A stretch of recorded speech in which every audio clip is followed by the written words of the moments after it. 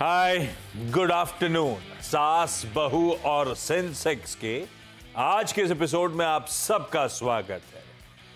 इस शो का basic idea, basic premise कि आप लोग की भेजी हुई क्वेरीज को, सवालों को इस देश के जाने माने एक्सपर्ट्स के थ्रू सॉल्व कराया जाए। और आज मदद करने के लिए, मंगलवार के दिन वैसे आमतौर पे होते हैं, पुणे से राजेश सतपुते.com के राजेश सतपुते जी। सतपुते साहब, good afternoon. Thank you so much जुड़ने के लिए। बस आ रहा हूं, आपसे बातचीत की शुरुआत करूंगा। पहले एक यूजुअल ड्रिल के तौर पे बता दूं कैसे आपको हम तक रीच आउट करना है, ताकि किसी दिन आप शिरकत करें शो में और सतपुते साहब जैसे एक्सपर्ट्स आपकी स्टॉक क्वेरी सॉल्व करें।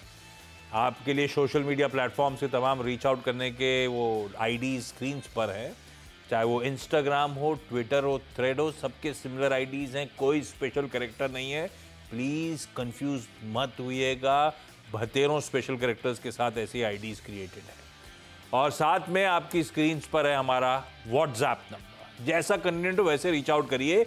बस एक बात ध्यान रखिए, आईडी में नाम कंफ्यूजिंग है या किसी और भाई और हस्बैंड के आईडी से कर रहे हैं तो प्लीज अपना नाम मेंशन करें, तभी हमें पता चलेगा किसी महिला की क्वेरी है और तभी हमारी टीम आपसे फिर कांटेक्ट करेंगे। अदरवाइज कंफ्यूजन रह जाता है कि दरअसल सवाल किसका है, तो ये ध्यान रखिएगा। खैर, मार्केट लेकर आइए स्क्रीन्स पे भाई।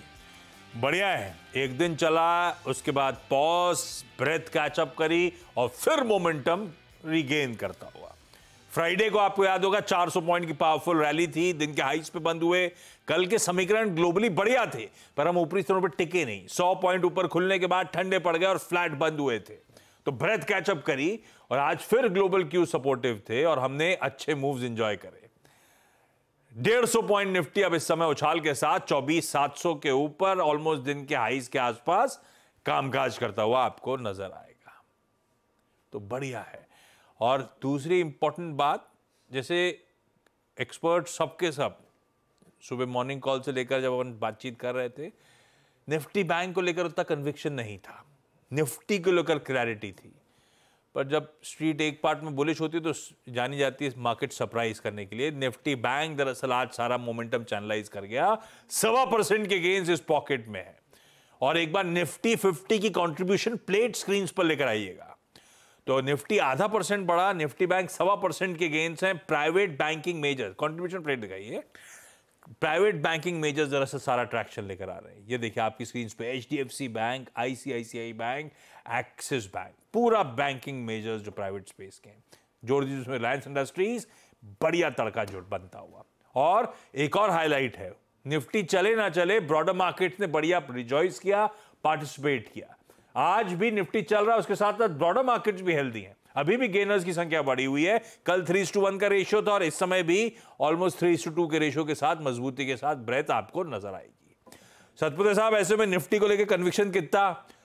24,700 के ऊपर की ट्रेजेक्टरी आ चुकी, कितना और जूस बचा है? अब मार्जिन ऑफ सेफ्टी कितनी है? क्या फ्रेश एंट्री लेनी चाहिए या गिरावट आए तब एंट्री लेने का मन बनाएंगे? टेक्सचर बाइंग का है या नहीं है? First of all good afternoon Ashish भाई, and good afternoon everyone. Ashish ji, देखिए मुझे लगता है कि टेक्सचर तो डेफिनेटली पॉजिटिव, और इनफैक्ट निफ्टी में जिस तरह से एक रिवर्सल देखा है हमने, जो सेलिंग था और आप कह सकते हैं जो बेयर ग्रिप था, ये कंप्लीटली बेयर ट्रैप में कन्वर्ट हो चुका है। तो मुझे लगता है कि यहाँ पे बायर्स पॉजिटिव रखना है। रही बात निफ्टी की, तो देखिए निफ्टी का जो व्यू इस तरह से है, इट्स अ बाय अबाउट 24,680, तो आप 24,007 पकड़े, 700। सो 24,700 के ऊपर ये बाय बनेगा। 24,630 का एक स्टॉप लॉस मेंटेन करें। दो टारगेट्स में दूंगा, 24,840 का पहला पड़ाव रहेगा, वो निकल जाए तो फिर 24,965। तो मुझे लगता है आज निफ्टी बायस पॉजिटिव रखे, और नॉट ओनली निफ्टी, मुझे लगता है आज के लिए सबसे इंपॉर्टेंट होगा बैंक निफ्टी, जो यहाँ पे फ्यूल दे रहा है और इंजन को मुझे लगता है खींच रहा है। निफ्टी पे रणनीति, आप सवाल जवाब के सिलसिले की शुरुआत करेंगे। भिलवाड़ा, कोलकाता और लखनऊ जाना है, सब आपको आपकी स्क्रीन पे नजर आएंगे। पहले भिलवाड़ा, मैं जा रहा हूं मंजू उपाध्याय मैम के पास। मंजू मैम नमस्ते, गुड आफ्टरनून। नमस्ते, good afternoon sir. Manju ma'am, कितने समय से स्टॉक मार्केट से जुड़े हो आप?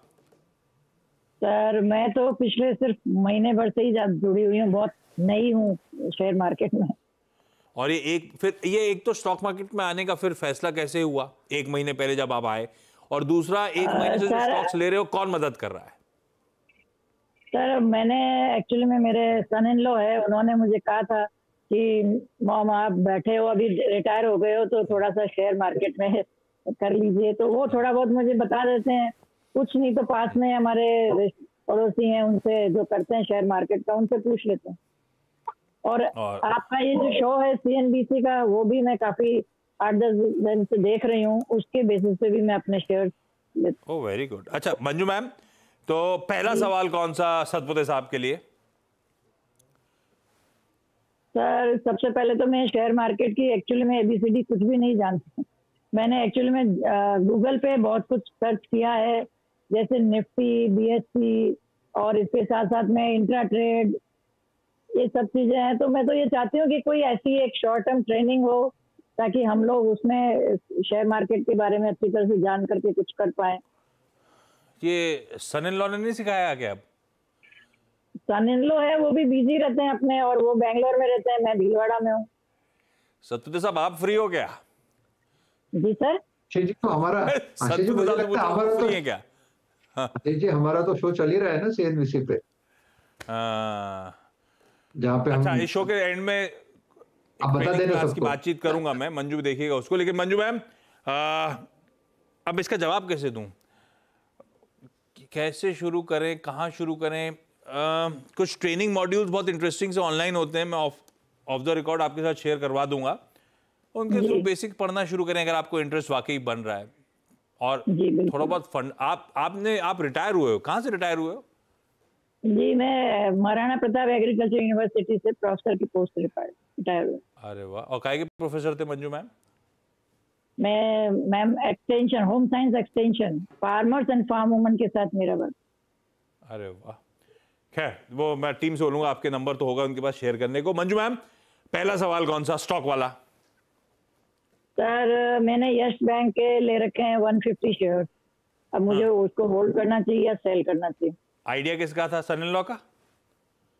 आइडिया सर मेरे सन इन लॉ का ही है।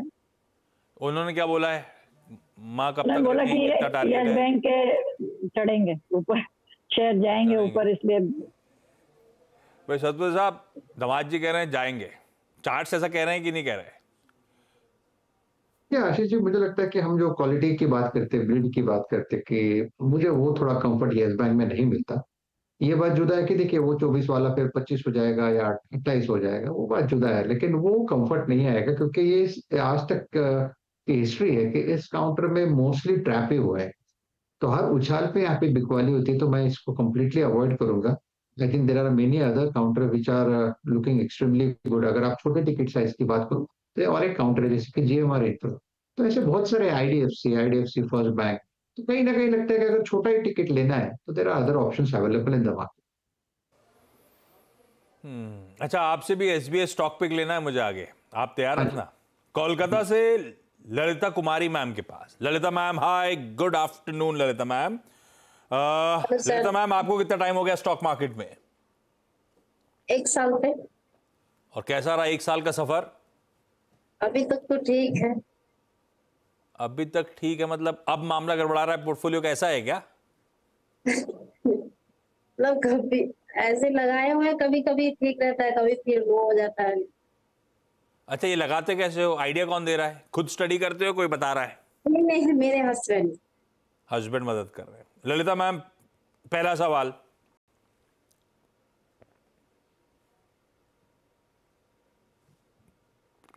ललिता मैम, आपका सवाल स्टॉक वाला कौन सा है? सर कौन सा स्टॉक ले जिसमें ये बेहतर रिजल्ट मिले? हस्बैंड ने आइडिया नहीं दिया? अच्छा चलो, सत्तू साहब एक काम करते हैं, SBI स्टॉक पिक ले लेते हैं, आंसर इनका मिल जाएगा। अच्छा ये बताओ, आपको कौन सा स्टॉक इस समय पोजिशनली ज्यादा पसंद आ रहा है? आशीष जी देखिए, दो इनफैक्ट एक नहीं दो अच्छे लग रहे, लेकिन फिर भी देखिए पोजिशनली अगर बात करें तो मुझे कोटक बैंक बढ़िया लगता है। इनफैक्ट आज सुबह भी हमने इसको शेयर किया था, मैंने शेयर किया था 9:30 बजे के अपने ट्रेड में। तो कोटक बैंक में एक बहुत बड़ा ब्रेकआउट हुआ है, रेंज ब्रेकआउट की अपन बात कर सकते हैं, कि जिसका टारगेट अगर आप छोटे टाइम फ्रेम पे भी देखें 1850 से लेके 1900 का होना चाहिए। तो देखिए आज तक जो लगाड़ था ये यहाँ पे मुझे लगता है सेक्टरल रोटेशन होगा। और जैसे आपने कहा कि प्राइवेट बैंकिंग में आज स्टीम है, तो yes Kotak bank looks good to me. और जैसे मैंने कहा 1850 पहला पड़ा होगा और उसके बाद 1900 प्लस जा सकता है। तो बाय करें कोटक बैंक और स्टॉप लॉस रहेगा 1775 का।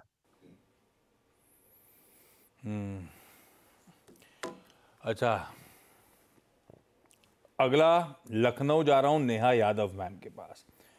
Neha ma'am hi, good afternoon. Neha ma'am, क्या करते हो आप लखनऊ में नेहा मैम, और आप कब से स्टॉक मार्केट से जुड़े हो?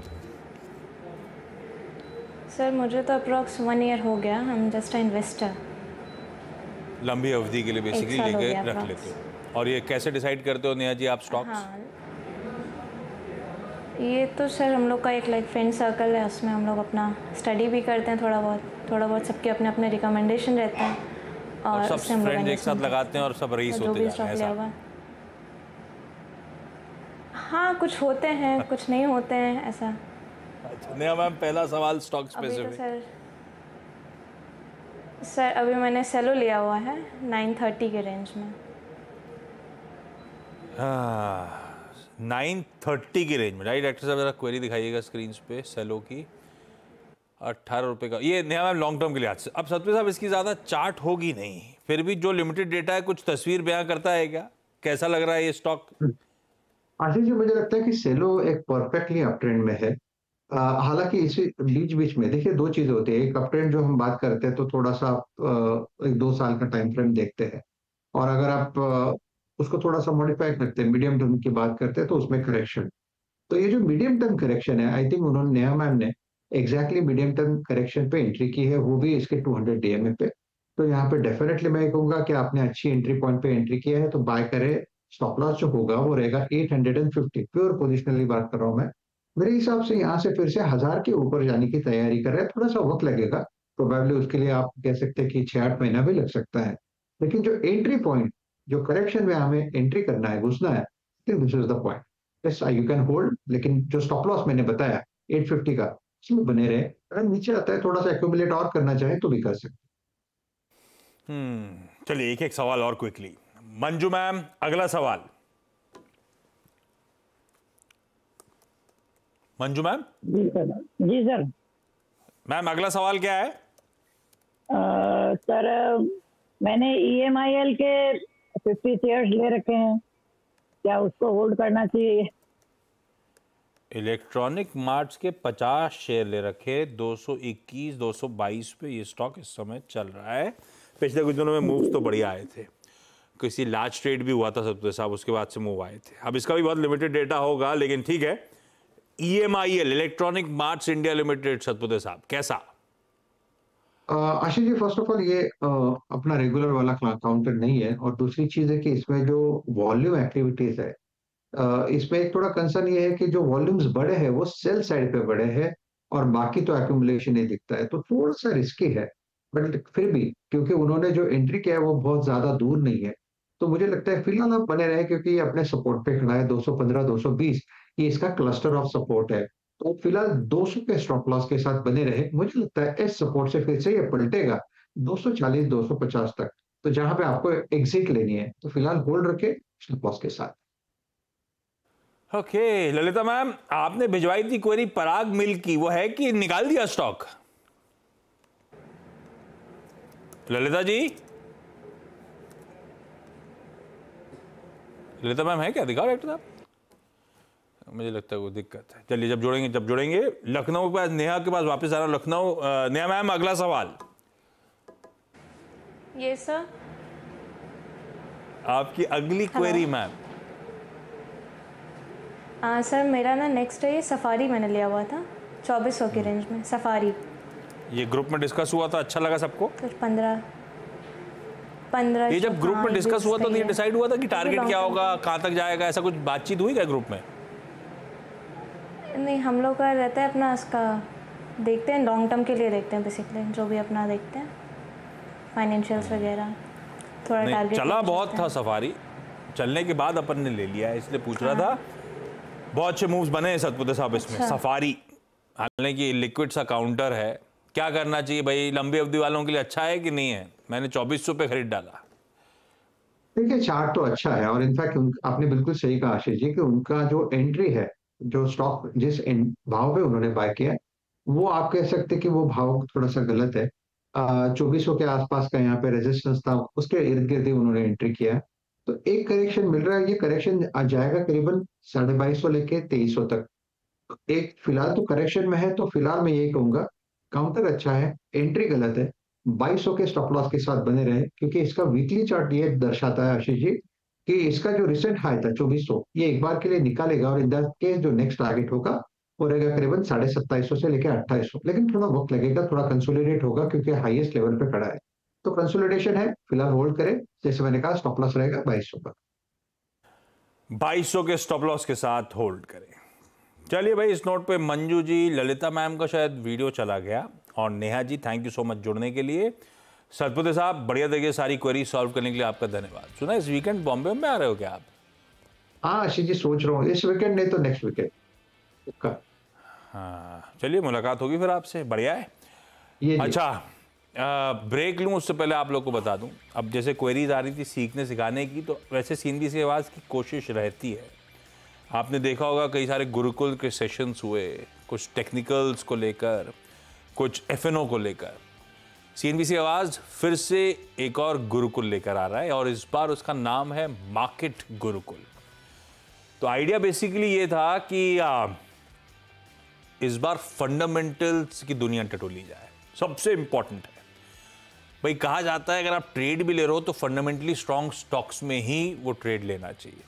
इसलिए जब सीएनबीसी आवाज़ में ज़्यादातर एक्सपर्ट्स अपनी सुबह टॉप कॉल्स देते हैं, आपने देखा होगा सब नामचीन स्टॉक्स ही लिस्ट में आते हैं। तो either ways fundamentals prime importance रखते हैं, और हम में से ज़्यादातर लोग हैं नहीं फाइनेंशियल बैकग्राउंड के, पर स्टॉक मार्केट पे आ गए, तो ऐसे में थोड़ा सा चैलेंजिंग हो जाता है। तो ये गुरुकुल का मेन मकसद ये है कि हम सब जो नॉन फाइनेंशियल बैकग्राउंड के हैं, या इवन फाइनेंशियल बैकग्राउंड के हैं, जो लगता है हमें सब कुछ आता है, क्यों ना रिवाइज किया जाए। देश के कुछ चुनिंदा जाने माने अपने अपने स्पेस के एक्सपर्ट्स को रिक्वेस्ट करी थी कि जुड़िएगा हमारे साथ और अपनी नॉलेज हमारे साथ शेयर करिएगा। उसमें यही पहला सेशन फंडामेंटल एनालिसिस, स्टॉक की आसानी से कैसे कर सकते हैं हम, और आप क्या देखें, कैसे समझें स्टॉक अच्छा है कि नहीं, उसकी बात, कैसे पोर्टफोलियो कंस्ट्रक्ट करें। भाई स्टॉक जब चुनने जाएंगे तो बतेरों स्टॉक आपको पसंद आएंगे, उससे ज़्यादा इंपॉर्टेंट है उन स्टॉक पिकिंग के साथ कौन से स्टॉक्स रखने हैं, कौन से अवॉइड करने हैं। सब तो खरीदे नहीं जा सकते, वो पोर्टफोलियो कंस्ट्रक्शन की आर्ट, कुछ टेक्निकल्स की अपनी अहमियत है। इवन फंडामेंटल जब स्टॉक पिक कर रहे हैं तो जरा टेक्निकल्स पे वॉल्यूम्स वगैरह सब देखना, उसकी एक मास्टर क्लास। आईपीओज में इन्वेस्टमेंट से पहले कैसे क्या क्या पढ़ें, आईपीओज के बारे में समझें वो, और फिर कैसे एसेट एलोकेशन की दुनिया होती है, कितनी इंपॉर्टेंट है, कैसे अपने तमाम माइलस्टोन्स अचीव करें, ये सब इस गुरुकुल का मेन मकसद है। आपके सामने रजिस्ट्रेशन की तमाम डिटेल्स हैं, कैसे हम तक रीच आउट करें, करने की कोशिश करिएगा। अगले ही वीकेंड ये मार्केट गुरुकुल शेड्यूल्ड है। ब्रेक ले रहा हूं, ब्रेक के उस पर एक क्विक मार्केट चेक। चलिए भाई, ब्रेक के बाद आपका स्वागत है। मिड कैप्स 0.5% ऊपर, ब्रेथ पॉजिटिव वहीं खड़ी है जहां अपन ने शो की शुरुआत में चर्चा भी करी थी, और कुछ प्राइवेट बैंकिंग मेजर्स जैसे कि आरबीएल वगैरह, इंडसइंड बैंक तो खबरों में था, आरबीएल वगैरह भी बहुत अच्छा ट्रैक्शन दिखा रहे हैं। खैर ये stock specific broader market space में तो खासतौर पे डिटेल कवरेज होना है ब्रेक के उस पार मिड कैप मंथ में। आप लोग सास बहु सेंसेक्स पर अपनी क्वेरीज भेजते रहिए, आने वाले दिनों में उनको हम जरूर एड्रेस करेंगे। नमस्कार।